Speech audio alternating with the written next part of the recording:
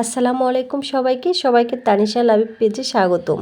তো রমজান মাসে মাছের তরকারি কিন্তু একটু কমই ভালো লাগে খেতে, তবে ছোট মাছের তরকারি হলে কিন্তু বেশ ভালোই লাগে।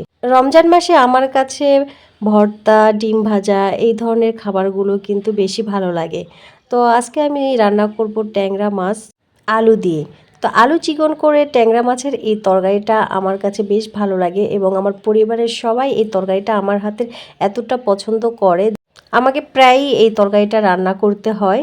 তো এখানে আমি আলু চিকন চিকন করে সুন্দরভাবে কেটে নিয়েছিলাম আর দিয়ে দিয়েছি কাঁচা মরিচ কুচি, দিয়ে দিলাম লাল মরিচের গুঁড়ো, হলুদ, লবণ, আদা বাটা, রসুন বাটা, আসলে যা যা লাগে সব কিছু দিয়ে পরিমাণ মতো তেল দিয়ে ভালোভাবে হাত দিয়ে মাখিয়ে নিচ্ছি।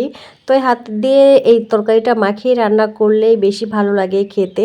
আর পেঁয়াজের পরিমাণটা একটু বেশি দিতে হবে, তাহলে দেখবেন যে অনেক ভালো লাগবে খেতে। তো এই তো দেখেন কেমনভাবে আমি হাত দিয়ে মেখে নিচ্ছি। তো মাখার পরে দেখেন তরকারিটা দেখতে কিন্তু অনেক লোভনীয় লাগছে। তো এখানে আমি তরকারিটা মাখানোর পরে দিয়ে দিলাম মাছ। তো মাছটা আমি আগে থেকে ধুয়ে পরিষ্কার করে রেখেছি, আর মাছটা কিন্তু একদম টাটকা তরতাজা ছিল। তো এই জন্য কিন্তু যেই দিন মাছ নিয়ে আসবেন, ফ্রিজের মাছ কিন্তু খেতে বেশি ভালো লাগে না, টাটকা মাছটা কিন্তু একটু বেশি ভালো লাগে। আর ভালোভাবে এই তো মাছ দিয়ে আমি তরকারিটা মেখে নিয়েছি। মাখানোর পরে এই তো পরিমাণ মতো একটু পানি দিয়ে দিব।